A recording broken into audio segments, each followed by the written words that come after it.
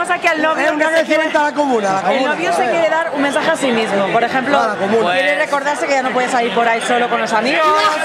Voy más a gusto en el busto. Y que te vas a seguir acicalando. Me voy a seguir acicalando con la comuna.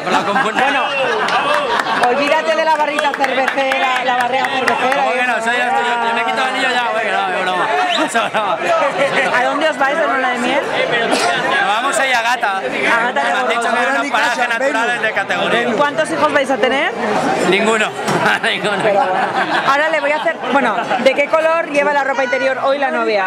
No se la he visto, pero creo que es transparente. Transparente. Vale. ¿Y cuál es el nombre de la crema que se pone ella por las mañanas? Nivea. ¿Nivea?